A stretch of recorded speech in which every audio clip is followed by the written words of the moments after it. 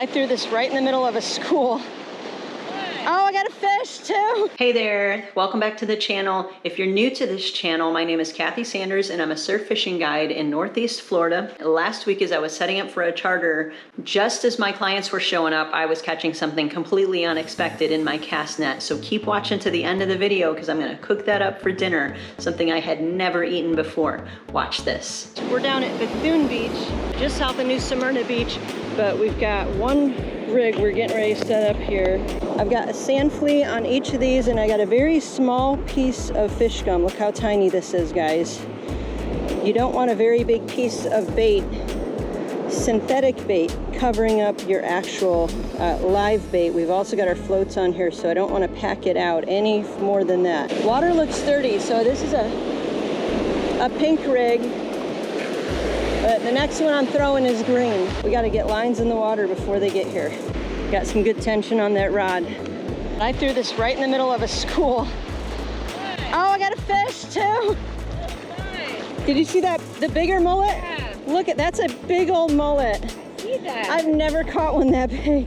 They're falling all over the place. Hello. Hi there. I just decided to throw the cast net and... Can we put them in here? Yeah. We've got all the bait we need. Wow, they're like all over the place.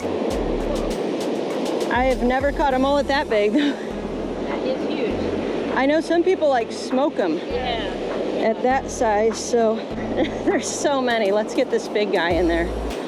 Look at this mullet, guys.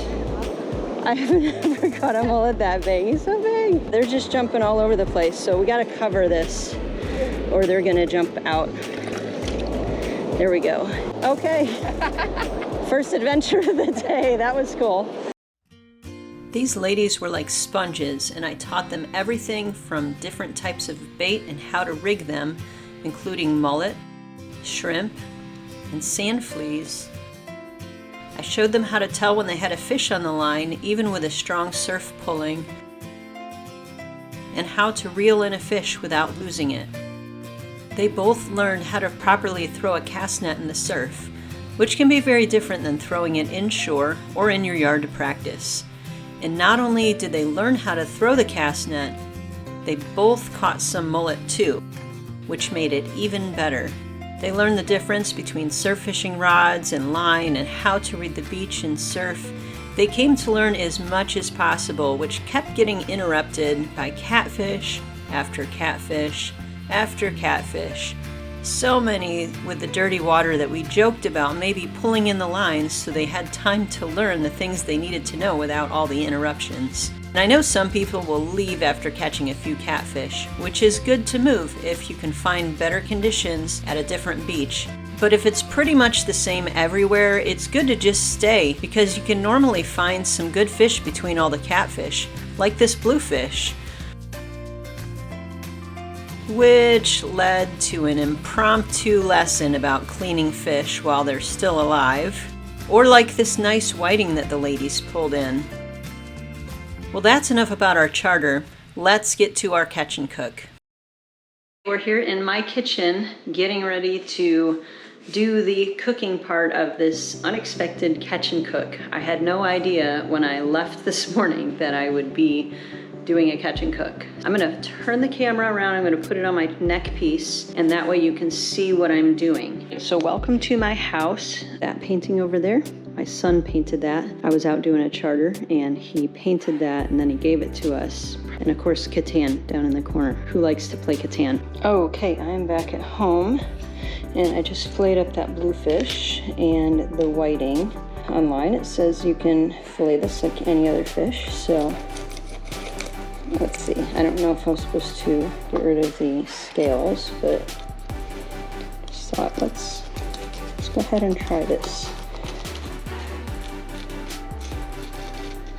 Okay, let's get fairly simple because they're like a very full-bodied fish. Let's see what this fillet looks like. We're gonna cut out the stomach area. And just a little tip, guys, take your fish guts, put it in a Ziploc bag and put it in the freezer until trash day, and it's not gonna make your house stink. Let's see about getting the skin off, see if that's as easy as it is with other fish.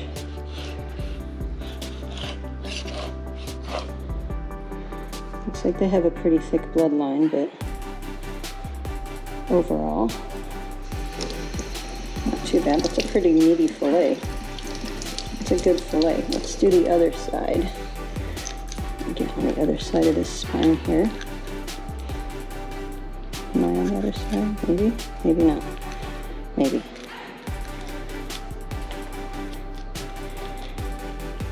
Okay. Yeah, this neck piece actually makes it easier to do like a video like this at home, like a catch and cook. So I had no intention of doing a catch and cook video, but I guess I am.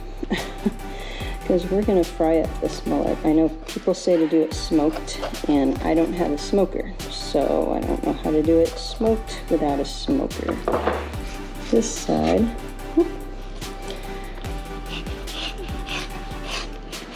This is easy.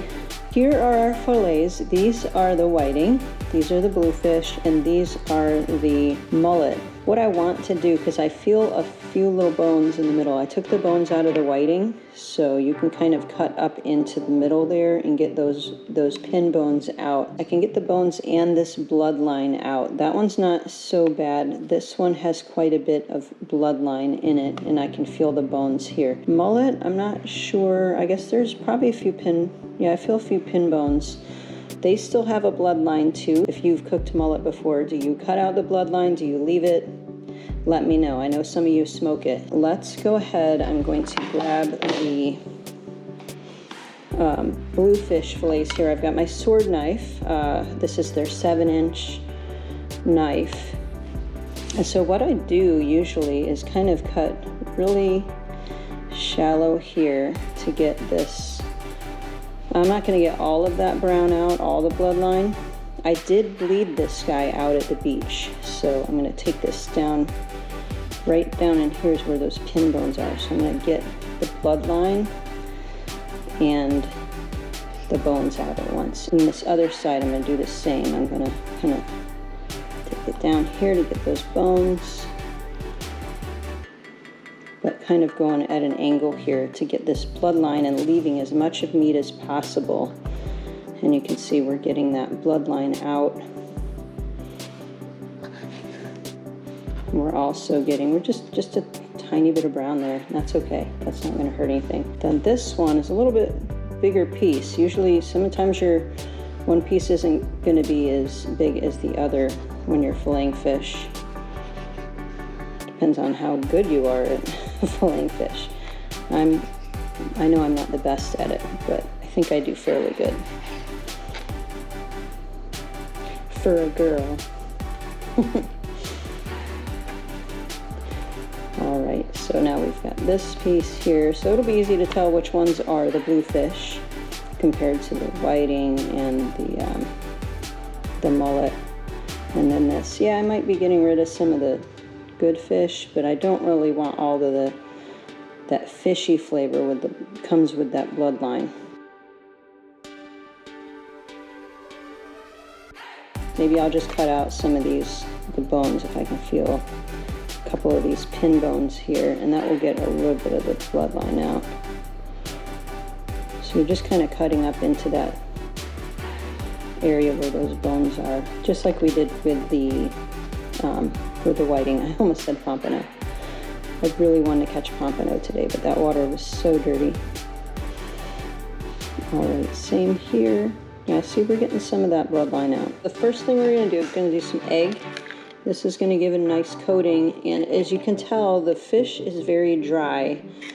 So I put it in the fridge after I filleted it. I put it in the fridge in paper towels so that it would keep them nice and dry. And I'm just going to take a fork here. You could use a whisk if you want, and you could probably just get away with one egg. I mean, one egg goes a long way when you're just coating fish. And I never probably do this exactly the same. We're gonna make this mix. I've been trying to use up this House of Autry. I tried to use it exclusively once, and it was so bland that seemed like there was no seasoning. But I like the way it coats.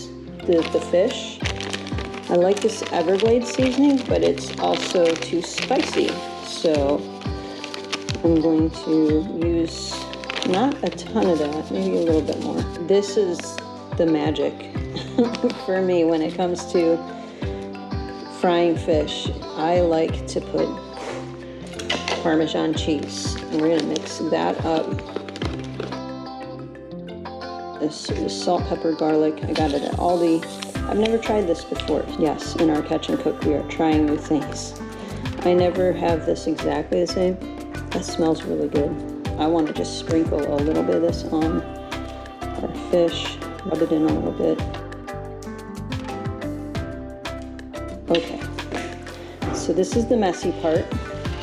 We don't have too many pieces of fish here though, but I'm gonna take it in the egg, and then we're gonna coat it here, kind of letting that drip a little bit. All right, so that piece is coated pretty well. We're just gonna put that on the plate. We're gonna skip to the next step so you don't have to wait here while I coat all of these. So I'll see you on the next step. We're over here at the oven and I'm gonna turn this on. I decided I want to do some sauteed green beans. So I'm gonna do a little bit of olive oil in the pan. So I'll show you how I make these while we're doing the fish. A couple of bags of cut green beans. So I added some minced garlic, and now we're just gonna crack some pepper. And you can crack as much or as little as we want. I like pepper, so I guess the more the better. And we'll do some pink Himalayan sea salt. These will take a little while to cook, so we'll probably keep these cooking before we get the fish in there, because the fish isn't going to take long at all. But stir these around really good. We're going to let those cook. We're going to let them sit for a while because I like them nice and brown. Oh yeah, lots of pepper. So here's our fish, and you can see we didn't use hardly any of that egg, so 1 egg is plenty. But as you can see, some of these fish have kind of soaked up the seasoning, so I just like to recoat it a little bit so it's not sitting there wet. This is a cast iron pan. I used to not cook everything in a cast iron pan, but with fish especially, I believe cast iron is the way to go. Let me know in the comments if you agree or if you disagree and why. But cast iron, I taste a really big difference in the flavor when things have been cooked in a cast iron. And I think I'm gonna do all the bluefish together. Flip them over now. We can see that bloodline, that darker, and there is a little bit of a fishier scent to that, to the mullet, rather than the bluefish or the whiting.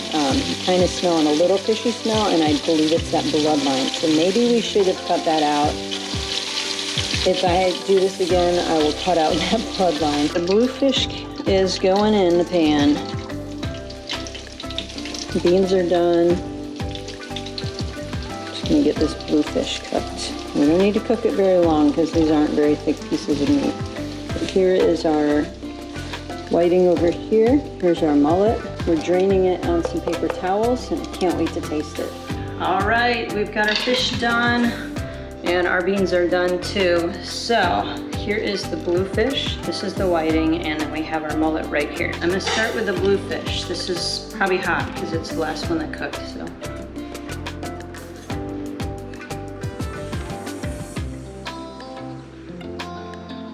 As good as always. I'm gonna cut into this whiting here so you can see consistency here. I'm gonna take a little piece. Alrighty. Yep, so that whiting is nice and flaky. Tastes good as always. Now for the mullet. So we've got our bloodline in there. You can see all that brown. I'm gonna try a piece that has the bloodline on it. It's maybe a little overcooked. It looks like I left it a little bit too long as I was trying to do video things too. You can taste a little bit like We used to eat catfish, and you'd always have to cut out the bloodline of the catfish, and it would turn dark and brown like that. So I'll probably cut that out. Let me try a piece that doesn't have that bloodline in it. Let me try this. Look at that, nice and white. That's much better. That's good.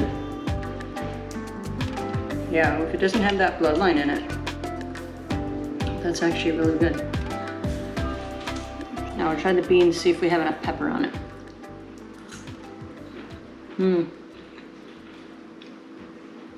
Could have used some more pepper. Thank you so much for watching this catch and cook video.